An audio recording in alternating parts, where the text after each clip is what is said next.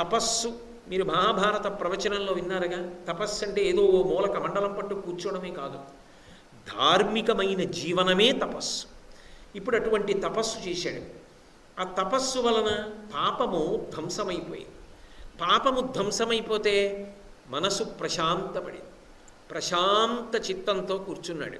ఇప్పుడు ఆ ప్రశాంతత కలిగిన వ్యక్తి ఎక్కడ ఉన్నాడో వాడు పాత్రత పొందినవాడుగా పరమేశ్వరుడి చేత నిర్ణయింపబడతాడు. శాంతము లేక సౌఖ్యము లేదు సారసదళనయన అంటారు త్యాగరాజస్వామి. ఆ ప్రశాంతత కలిగిన వాడికి భగవంతుడు జ్ఞానమును అనుగ్రహిస్తాడు. ఎవరు అలా జ్ఞానమును పొందాడో వాడు తిరిగి పుట్టవలసిన అవసరం లేని పునరావృత్తి రహిత శాశ్వత శివ సాయుధ్య స్థితిని పొందుతున్నాడు. అంటే ఇప్పుడు అన్నాన్ని పెట్టడం ద్వారా ఒక వ్యక్తి మోక్షాన్ని పొందే వరకు కావలసినటువంటి ప్రయోజనానికి కావలసినటువంటి బీజాన్ని మీరు వేస్తున్నారా లేదా? అందుకే అన్నము తినడం ఒక్కటే ప్రధానము కాదు. తిన్న అన్నము వలన తాను పొందిన బలం సమాజము యొక్క హితానికి పనికి రావాలి. 10 మంది సంతోషంగా ఉండాలి, తాను ధార్మికంగా బ్రతకాలి. 10 మంది ధార్మికంగా బ్రతకడానికి తన జీవితం ఒక సందేశం కావాలి. తాను ఇక మళ్ళీ పుట్టవలసిన అవసరం లేని మోక్షస్థితిని పొందాలి. ఆ మోక్షస్థితిని పొందితే దాన్ని నిత్యానంద స్థితి అంటారు. ఆ లోపల పరబ్రహ్మమును అనుభవించిన వాడు ఉంటాడే, అది తరగని ఆనందం, అది నిత్యానందం. అప్పుడు శరీరంతో సంబంధం లేకుండా పరమానందాన్ని పొందుతాడు. ఎందుకు పొందుతాడు అంటే అన్నము వలననే ఇదంతా సంభవం అవుతోంది. వేదం ఒక మాట చెప్తుంది, 3 ప్రధానమైనవి 3 వలన ఏర్పడుతున్నాయి అని చెప్పింది. అన్నమయం మనః అంది. అన్నము వలన మనసు ఏర్పడుతుంది. అన్నం తినేటప్పుడు యజమాన కృతం పాపం అన్నమావృత్య తిష్టతి, అన్నాన్ని ఆవహిస్తుంది యజమాని చేసినటువంటి పాపం. అందుకే సాత్వికమైన ఆహారం, మితాహారం, భగవదర్పితాహారం ఇటువంటివి ఎవరు తీసుకుంటున్నారో అటువంటి వారి యొక్క మనసు కూడా సాత్వికంగా ఉంటుంది. ఎప్పుడు తన గురించి తాను ఆలోచించుకోవడం కాదు, 10 మంది యొక్క హితం గురించి ఆలోచించగలుగుతాడు. ఇప్పుడు అన్నమయం మనః, అన్నము వలన మనసు ఏర్పడుతోంది. తిన్న అన్నంలో అతి సూక్ష్మమైనటువంటి ధాతువు 6వ వంతు మనసుగా మారుతుంటుంది. అందుకే అన్నం తినేటప్పుడు ప్రశాంతంగా తినండి, మంచి మాటలు ఆలోచిస్తూ తినండి, మాట్లాడకుండా తినండి, ఏవి పడితే అవి చూడకుండా తినండి, మౌనంగా తినండి, భగవంతుడి గురించి చింతన చేస్తూ మంచి మాటలు ఆలోచిస్తూ తినండి. తినేటప్పుడు కడుపుని 4 భాగములుగా ఆలోచన చేసి 2 భాగములు అన్నంతో, 1 భాగాన్ని నీటితో నింపి 1 భాగాన్ని వాయు సంచారం కోసం వదిలిపెట్టండి అని వేదం. శరీర ఆరోగ్యాన్ని నిలబెట్టుకోవడానికి అన్నం ఎలా తినాలో కూడా వేదం చెప్పింది. కాబట్టి ఇప్పుడు ఆ తిన్న అన్నము మనస్సుగా మారుతోంది. ఇప్పుడు ఈ మనసు మంచి విషయముల చేత పూరింపబడింది అనుకోండి. మంచి విషయాలు చూద్దాం, మంచి విషయాలు విందాం, 10 మంది సంతోషించేటట్టుగా జీవిద్దాం. ఏ కారణము చేత ఇతరులకు బాధ కలిగేటట్టుగా మనం ప్రవర్తించవద్దు. మనం చేసే పని మౌఢ్యంతో కూడుకున్నది కాకూడదు. మనం చేసే పని అందరూ సంతోషించడానికి కారణం కావాలి అని ఆలోచించి అలా కర్మ చెయ్యడం మొదలుపెట్టాడు అనుకోండి, ధార్మికంగా జీవిస్తున్నాడు అనుకోండి, అదే భగవంతుని యొక్క అనుగ్రహానికి కారణమవుతుంది. ఆ అనుగ్రహమే జ్ఞానమును పొందడానికి కారణమవుతుంది. ఆ జ్ఞానమే మోక్షమును పొందడానికి కారణమవుతోంది. అందుకే అన్నమయం మనః ఆపోమయ ప్రాణః. ప్రాణములు దేని వలన నిలబడతాయి అంటే నీటి వలన నిలబడతాయి. అన్నమున్నా నీరు లేదనుకోండి, అసలు అన్నం ఎలా వండుతారు? నీరు లేకపోతే బియ్యం ఉడకవుగా. నీరు లేకపోతే ఆచమనం ఎలా చేస్తారు, స్నానం ఎలా చేస్తారు, సంధ్యావందనం ఎలా చేస్తారు, లోకంలో ధర్మం ఎలా నిలబడుతుంది? కాబట్టి నీటి వలన ప్రాణములు నిలబడుతున్నాయి. ఆపో వా జగం సర్వం అమృతం వా ఆపహ అంటుంది వేదం. నీరంటే ఏదో కాదు, అమృతమే నీరు. నీటిని అమృతాన్ని కాపాడుకున్నట్టుగా కాపాడుకో. నీ చేతికి 1 చెంబుడు అమృతం ఇస్తే ఎంత జాగ్రత్తగా కాపాడుకుంటావో, నీకు భగవదనుగ్రహం చేత లభించినటువంటి నీరు వర్షరూపంగా వచ్చినది ఏది ఉంటుందో దాన్ని అంత జాగ్రత్తగా వచ్చే వర్ష ఋతువు వరకు కాపాడుకో. నీటిని వృధా చేయవద్దు. నీరే సమస్త లోకములకు ప్రాణధారకము. కాబట్టి ఆ నీటి వలన ప్రాణములు నిలబడుతున్నాయి. అలాగే తేజోమయీ వాక్, శరీరంలో ఉన్నటువంటి అగ్ని వాక్కుగా మారుతుంది. అగ్నికి దాహకత్వం ఉంటుంది, అగ్ని కాల్చేస్తుంది. వాక్ ఏం చేస్తుంది? అవతల వారిలో ఉన్న అజ్ఞానాన్ని కాల్చేస్తుంది. అందుకే తేజోమయీ వాక్. ఏ మూడింటి కారణంగా 3 విభూతులు ప్రసరిస్తున్నాయో వేదం చెప్తోంది. అంటే ఇప్పుడు ఈ తిన్న అన్నం కారణంగానే చిట్ట చివరికి మోక్షం పొందడానికి కావలసినటువంటి ప్రాతిపదికని, ప్రధానమైన నేపథ్యాన్ని ఏర్పాటు చేసుకోగలుగుతున్నాడు. అందుకే దీన్ని వివరణ చేస్తూ శంకరాచార్యులు వారు సౌందర్య లహరిలో ఒక మాట అంటారు. సరస్వత్యా లక్ష్మ్యా విధిహరి సపత్నో విహరతే రతే పాతివ్రత్యం శిథిలయతి రమ్యేన వపుషా చిరంజీవన్నీ వక్షపిత పశుపాశవ్యతికర పరానందాభిక్యం రసయితి రసం త్వద్భజనవాన్ అంటారు. సరస్వతీ కటాక్షం పొందడం, లక్ష్మీ కటాక్షం పొందడం, శరీరం స్వరూపంగా ఉండడం, దీర్ఘకాలం జీవించడం, 3 తరాల్ని చూడడం మంచిదే. కానీ అదొకటే ప్రయోజనం కాదు జీవితానికి. ధార్మికంగా ప్రవర్తించి ప్రవర్తించి ప్రవర్తించి చిట్ట చివరికి ఒక సత్యము అనుభవంలోకి రావాలి. ఏదా సత్యము అంటే, నేను ఈ శరీరమును కాదు ఆత్మ, నేనిప్పుడు ఈ అంగీ తొడుక్కున్నట్టే ఆత్మ ఈ శరీరాన్ని తొడుక్కుంది, అది నేను, అది శాశ్వతము అన్న నోటి మాట కాదు, అది అనుభవైక వేద్యము కావాలి. అలా అనుభవంలోకి వస్తే చిరంజీవన్నే వక్షపిత పశుపాశవ్యతికర, పశుపాశము తెగిపోతుంది. మనందరినీ కూడా వేదాంత శాస్త్రంలో పశువులు అంటారు. మనమేమి శంకరులంతటి వారు శివానంద లహరిలో పశుమాం సర్వజ్ఞ ప్రజిత కృపయా పాలయ విభో. శివా, నేను పశుపతిని, నేను పశువుని, నువ్వు పశుపతివి, మన ఇద్దరి మధ్య అనుబంధం ఇది. పశువుని పశుపతి కాపాడుకోవద్దా? కాబట్టి నన్ను నువ్వు కాపాడుకో అన్నారు. ఏది పశువు అంటే, ఒక శరీరం ఉంటుంది, ఒక స్తంభం ఉంటుంది. ఆ స్తంభమునకు ఈ శరీరము కట్టబడితే పాశము చేత దానిని పశువు అంటారు. మనమందరం కూడా పశువులుగా ఎందుకు పిలువబడతాం అంటే, జన్మ ఒక రాట, స్తంభము, కర్మపాశముల చేత కట్టబడ్డాడు ఒక శరీరంలో ఉన్న జీవుడు. ఆ కర్మపాశములు ఎంతవరకు అనుకూలిస్తాయో అంతవరకు సంసార భ్రమణ పరితాపోపశమనం అంటారు. సంసార పరిభ్రమణము చేస్తున్నాడు, అందుచేత పశువయ్యాడు. జ్ఞానమన్న ఖడ్గము పరమేశ్వరుడు అనుగ్రహించిన నాడు ఆ పాశములను తెగ కోసేస్తాడు. ఆ పాశములు తెగిపోతే ఇక పాశము లేదు, కట్టబడిన జన్మ లేదు. ఇప్పుడు ఏమైపోయాడు? పశువు పశుపతి యందు లీనమైపోయింది, అంటే మోక్షమును పొందాడు. ఈ జ్ఞానము రావడానికి కారణం ఏది అంటే, లౌకికంగా ఇహమునందు పొందవలసినటువంటి సమస్త భాగ్యములను దేని చేత పొందుతున్నాడు అంటే, అన్నము వలననే పొందుతున్నాడు. అందుకే అన్నాన్ని ఎప్పుడూ దూషించవద్దు, అన్నము పట్ల తిరస్కార భావంతో ప్రవర్తించవద్దు, అన్నమును చులకన చేయవద్దు, అన్నమును వృధా చేయవద్దు. అసలు భయంకరమైన విషయం ఏమిటి అంటే, తన ఐశ్వర్యాన్ని ప్రకటించడం కోసమని చెప్పి అన్న రూపంలో చూపించడం. ఒక వ్యక్తి భోజనానికి ఎన్ని పదార్థాలు కావాలో అన్ని పదార్థాలతో అన్నం పెడితే చాలు.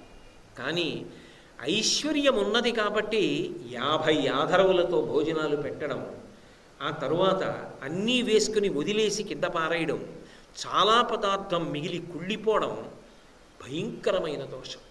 పట్టెడన్నం కోసం ఎందరో ఆర్తనాదాలు చేస్తున్నటువంటి స్థితిలో అన్నాన్ని నిరుపయోగంగా వృధా అయ్యేటట్టుగా ప్రవర్తించడం అంగీకారయోగ్యమైన విషయం కాదు.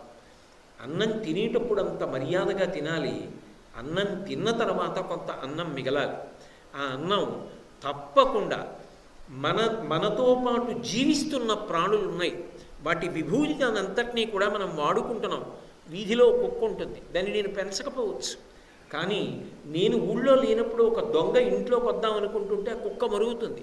వీడు ఎప్పుడు అన్నం పెట్టలేదని ఆ కుక్క మొరగకుండా ఉండదు. దాని పట్ల నాకు ఒక కర్తవ్యం ఉంది. కనీసం పట్టెడన్నం తీసి భూతబలి మూగ ప్రాణుల కొరకు పెట్టాలి, అవి తినాలి. మిగిలిన ప్రాణులను వాటిలో ఉన్న విభూతిని మనిషి వాడుకుంటున్నాడు. వాటిని పోషించవలసిన అవసరం కూడా మనిషికి ఉంది. అందుకే పంచమహాయజ్ఞాలలో ఒక యజ్ఞం భూతయజ్ఞం. సమస్త ప్రాణుల్ని పోషించవలసిన అవసరం ఉన్నవాడు మనిషి తప్ప కేవలముగా ఐశ్వర్యాన్ని విందులు వినోదాల రూపంలో విందుల రూపంలో ఖర్చు పెట్టడం ఉందే, అది మాత్రం అంత అంగీకారయోగ్యమా అన్నది ఎవరికి వారు పరిశీలించుకోవలసినటువంటి విషయం. ఎందుకని అంటే దరిద్ర నారాయణులై అన్నం కోసం ఆర్తి చెందుతున్న వాళ్ళకి 10 మందికి అన్నం పెట్టి ఆనందించడానికి పనికి రావాలి. కానీ ఆ ఐశ్వర్యం విందుల పేరుతో ధనాన్ని నిరుపయోగంగా ఖర్చు పెట్టడానికి పనికి రాకూడదు. కాబట్టి అన్నము పరబ్రహ్మస్వరూపమై ఉన్నది. ఆ అన్నము తిన్న కారణం చేతనే పరమసత్యమైనటువంటి ఆత్మ ఎరుకలోకి వస్తోంది. ఆ నిత్యమైనటువంటి ఆనందం ఏది ఉన్నదో ఆ ఆనందము తల్లి నువ్వే ఇవ్వగలుగుతున్నావు. ఎందుకని కదలికలన్నీ అమ్మవారు, కదలికలన్నీ ధర్మము చేత కట్టుబడాలి. మీరు ఈ విషయం కొంచెం గంభీరమైంది, జాగ్రత్తగా పట్టుకోవాలి. కదలిక లేకుండా మనిషి ఉండడు. నేనున్నాను అనుకోండి, నిద్ర లేచాను, అదొక కదలిక. మనసు కదులుతుంది, ఇంద్రియములు కదులుతాయి, శరీరం కదులుతుంది. నేను నిద్ర లేస్తూనే శ్రీహరి శ్రీహరి శ్రీహరి అని 3 మాటలు భగవన్నామని చెప్పి లేవాలి. అంటే కదలికల ప్రారంభము భగవన్నామోచ్చరణతో ప్రారంభం కావాలి. అన్ని ప్రాణుల యందు ఆ శ్రీహరినే చూడాలి. ఏ కదలిక నా యందు కలిగినా అది ధర్మబద్ధమై ఉండాలి. మనసు కదిలింది, ధార్మికంగా కదలడం అలవాటు అవ్వాలి. నేను కదిలేను, ధార్మికంగా కదలాలి. కదలడం అంటే ఏదో కుర్చీలో కూర్చొని కదలడం కాదు. నేను ఇలా డబ్బు పుచ్చుకున్న డబ్బు ధర్మబద్ధంగా పుచ్చుకోవాలి. నేను ఇలా ఖర్చు పెట్టాను, కదలిక చెయ్యి, ధర్మబద్ధంగా ఖర్చు పెట్టాలి, ధర్మం కోసం ఖర్చు పెట్టాలి. నేను తిన్నాను, ధార్మికమైంది తినాలి. నేను పెట్టాను, ధార్మికంగా పెట్టాలి. ఏ కదలిక అయినా ధర్మము చేత కట్టబడితే చివరికి ఏ కదలికలు లేని సమాధి స్థితికి చేరుతాడు. అది శివం, అదే శివుడు. కదలికలు కదిపి కదిపి కదిపి కదిపి చివరికి కదలికలు లేని సమాధి స్థితికి చేర్చగలిగిన తల్లి ఎవరు అంటే ధర్మిణి, ధర్మవర్ధిని, నిత్యానందకరి ఆ తల్లి. అయితే శంకరాచార్యులు వారు అన్నం గురించి మాట్లాడకుండా ఆనందం గురించి మాట్లాడుతున్నారే. మొట్టమొదటి అసలు మోక్షం గురించి మాట్లాడుతున్నారు ఎందుకు అంటే వారు సన్యాసాశ్రమంలో ఉన్న జగద్గురువులు, పైగా వారు జ్ఞాన మార్గాన్ని అవలంబించిన వారు. అన్నిటికన్నా వారికి ప్రధానమేమి అంటే ఈ జాతి యందు పుట్టిన వాళ్ళు సనాతన ధర్మానికి ఆలవాలం కాబట్టి, ఈ దేశం ప్రపంచానికి పూజామందిరం లాంటిది కాబట్టి మొట్టమొదట ఇక్కడ ఉన్నటువంటి వాళ్ళందరూ కూడా అన్నము తిని జీవిత ప్రయోజనముగా ఏ ధర్మాన్ని పాటించాలో, చిట్ట చివర చరమ ప్రయోజనంగా ఏ విడుదలను పొందాలో, ఏ బ్రహ్మానందాన్ని ఈ శరీరమును ఆధారం చేసుకుని అనుభవించాలో దాన్ని ఉపదేశం చేయడం వారి కర్తవ్యం. ఎందుకని అంటే వారు జ్ఞానమార్గావలంబకులు. అందుకని ఆ జ్ఞాన మార్గము యొక్క చరమ ప్రయోజనాన్ని ప్రస్తావించడంలోనే వారి అవతార వైభవము, జగద్గురువుల యొక్క సందేశము నిబిడీకృతమైంది. అందుకే ఆ తల్లిని కీర్తించేటప్పుడు కేవలము అన్నం పెట్టడం కాదు. అమ్మ నువ్వు ఎన్నాళ్ళు అన్నం పెట్టినా చిట్ట చివరికి ఈ శరీరం ఏదో ఒకనాడు కాలిపోతుంది. కట్టెల్లో కాలిపోయినటువంటి ఈ శరీరం దగ్ధమై గుప్పెడు బూడిదైపోవచ్చు. కానీ జీవుడు సనాతన ధర్మమునకు ప్రాణప్రదమైన పునర్జన్మ సిద్ధాంతాన్ని అనుసరించి మళ్ళీ వేరొక శరీరంలో కడతాడు. ఎన్ని కోట్ల జన్మలు ఇలా తిరగాలమ్మా నేను? చిరంజీవన్నే వక్షపిత పశుపాశవ్యతికర పరానందాభిక్యం రసయతి రసం తద్భజనవాన్. ఈ జన్మలోని మనుష్య జన్మకు చరమ ప్రయోజనమైన బ్రహ్మానందమును, నిత్యానందమును నేను పొందెదనుగాక. ఈ శరీరము పడిపోతున్నప్పుడు ఇది పడిపోవడం అన్నది సహజ పరిణామమని నేను సాక్షిమాత్రంగా చూస్తూ నిలబడగలిగినటువంటి ప్రజ్ఞ పొందెదనుగాక. అలా పొందడానికి అన్నం పెట్టడం ఒకటి కాదు, నా మనసుకి మంచి సంస్కారమును కూడా నువ్వు కల్పించాలి. అన్నాన్నిచ్చి జీర్ణం చేసి శక్తిగా మారుస్తున్నావు. ఆ శక్తిగా ఏది అయిందో ఆ శక్తి అమ్మ లోకం పాడవడానికి ఉపయోగపడకూడదు, 10 మంది సంతోషానికి పనికి రావాలి, ధార్మికమైన బ్రతుకు కావాలి, నేను తరించాలి, సంసార సాగరాన్ని దాటాలి, నిత్యానందాన్ని నేను అనుభవించాలి. ఇక్కడే ఈ శరీరంలోనే ఉండి జీవన్ముక్తుడనై, మోక్షం అంటే ఎప్పుడో చచ్చిపోయాక వచ్చేది కాదు, జీవన్ముక్తుడు అంటారు. జీవన్ముక్తుడు అంటే ఇక్కడే ఈ శరీరంలోనే ఉండి ఈ శరీరము శాశ్వతము కాదని ఆత్మ శాశ్వతమని తెలుసుకుని ఆత్మని అనుభవంలోకి తెచ్చుకున్నవాడెవరో వాడు జీవన్ముక్తుడు. ఒకనాడు శరీరం పడిపోతుంది, అటువంటి జీవన్ముక్తుడికి కూడా విదేహముక్తి పొందాడు అంటారు. ఆయనకి ఇప్పుడు శరీరం లేదు, కానీ ఆయన అంతటా అన్ని వేళలా ఉంటారు, వింటారు, ఆదుకుంటూ ఉంటారు. అటువంటి మహాపురుషులు ఎందరు ఉన్నారు, ఎంతమంది అనుభవాలు ఉన్నాయి, ఎన్ని గ్రంథాలు వచ్చాయి.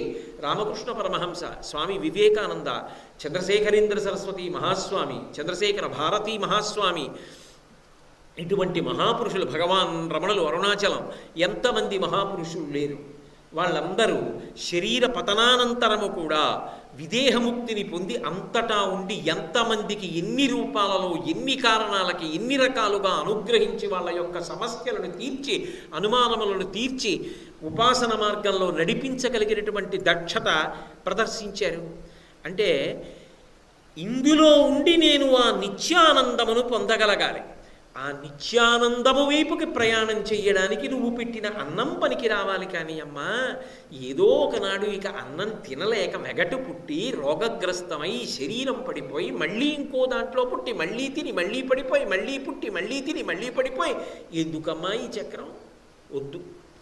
నాకు ఆ నిత్యానందాన్ని పొందడానికి వీలైనటువంటి నడక ఏది ఉందో అది నడిపించు అమ్మవి కనుక.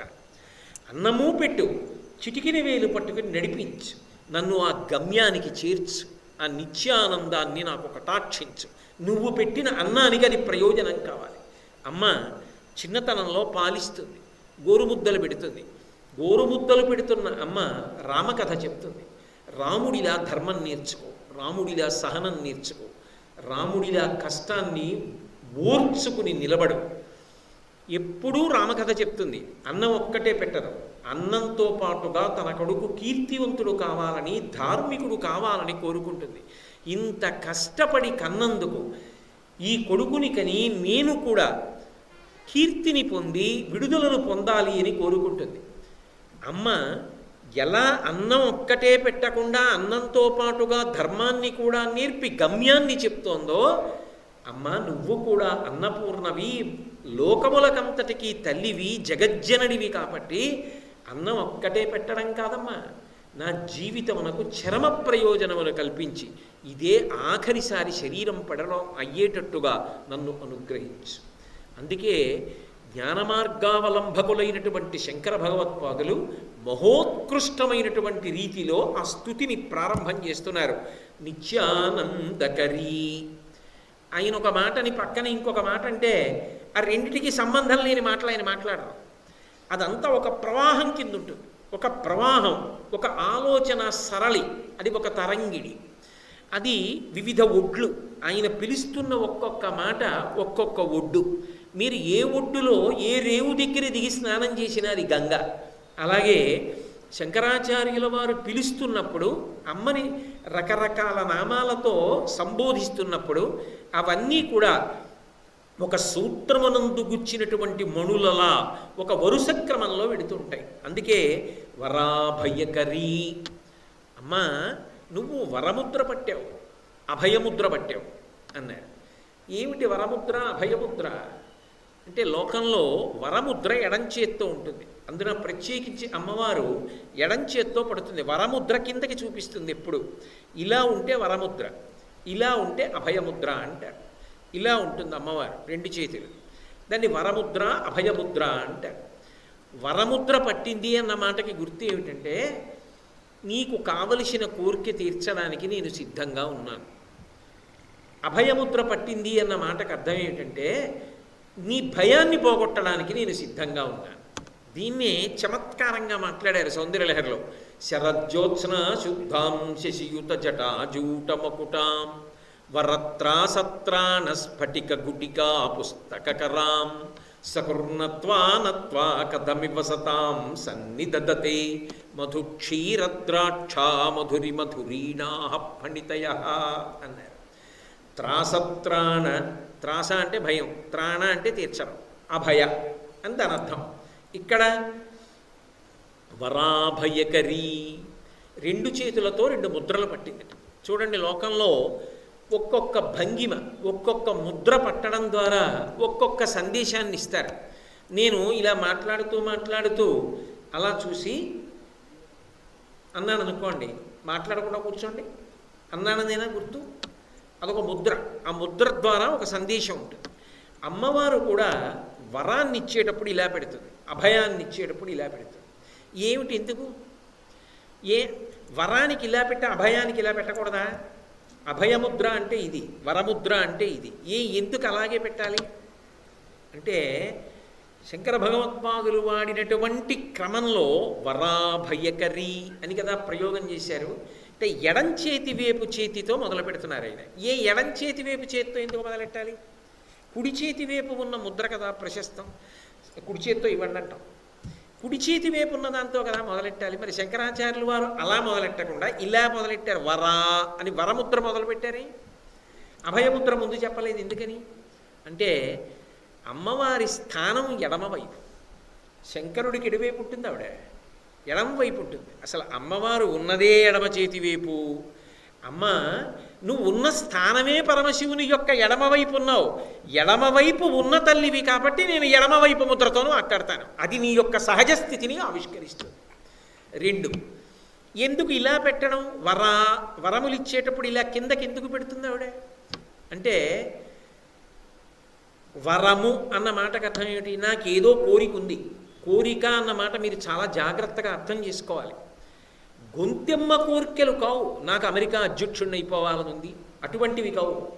అవసరములు ఉంటాయి. ఎవరిని అడుగుతారు? భగవంతుణ్ణి అడుగుతారు. అసలు మీరు జాగ్రత్తగా పరిశీలిస్తే అవసరము కోరిక కాదు. నాకు అన్నం తినాలి, అన్నం తినకపోతే ఉండలేను, అన్నం పెట్టండి అని అడగడం అసలు కోరిక కాదు. అయ్యో 3 రోజులు అయిందిట అన్నం తిని పడిపోయాడు ఆయన. అప్పుడు ఆయన అడగకపోయినా ఎవరో ఒకడు వచ్చి నీళ్లు కొట్టి లేపి మంచినీళ్లు పట్టి ఓ రొట్టె ముక్కెడతాడు. అవసరం ఏదున్నదో ఆ అవసరమునకు భగవంతుణ్ణి కాకపోతే ఎవరిని అడుగుతారు?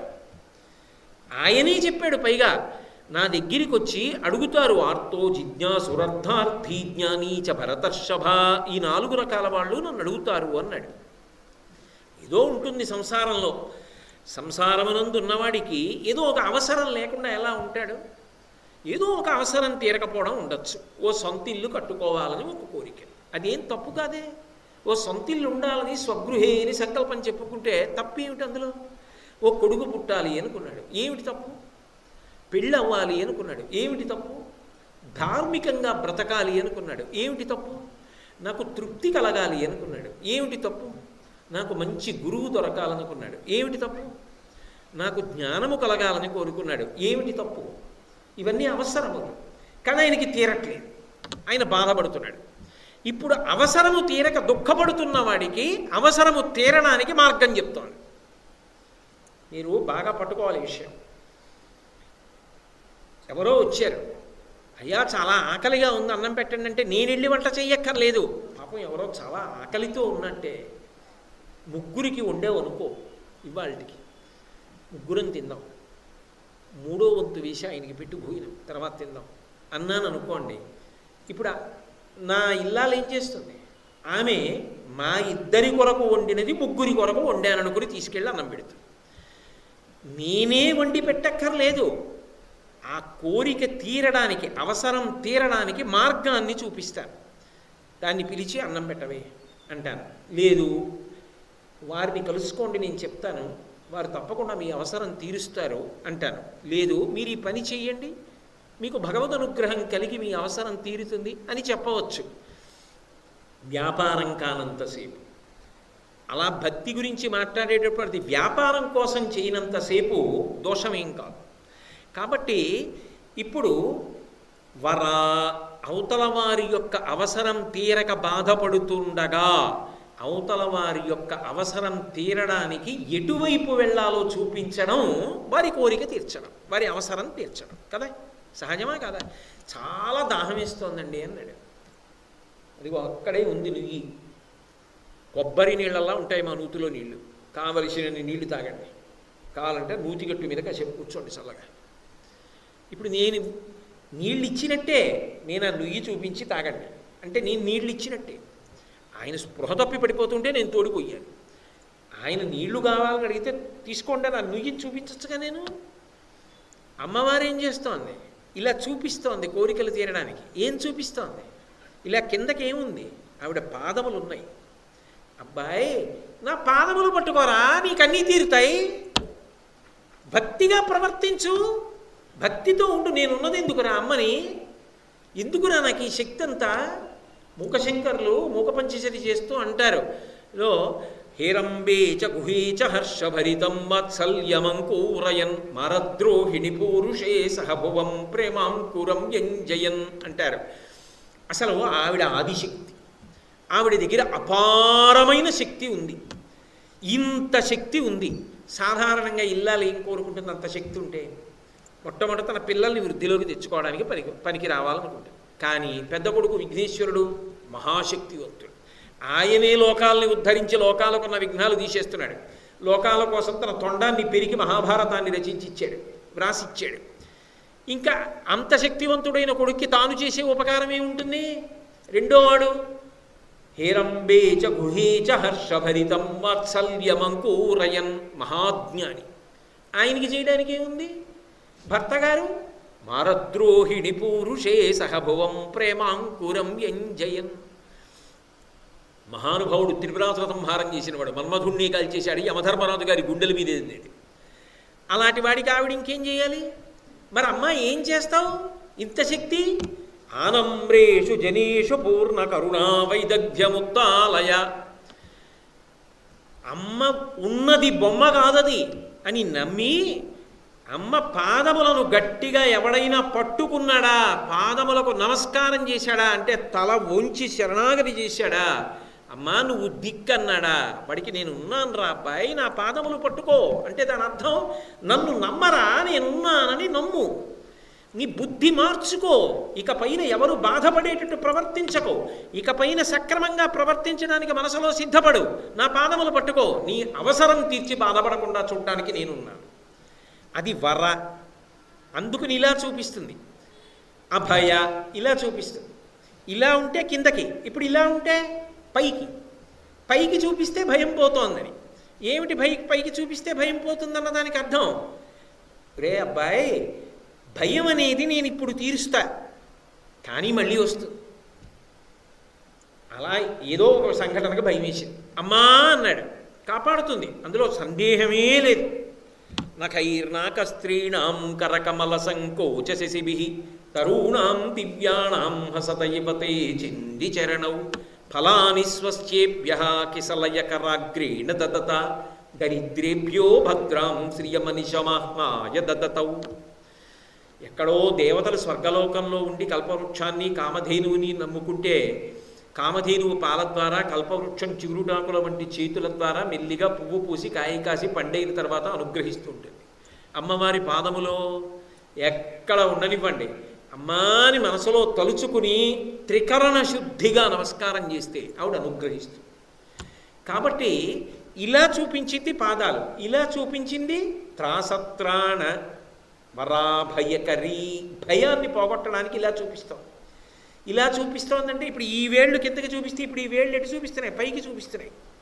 అంటే పైకి చూపిస్తే భయం పోవడమేమిటి? బాగా పట్టుకునే ప్రయత్నం చేయండి. భయం అన్నది శాశ్వతముగా పోయేది కాదు, ఏం చేసినా కూడా.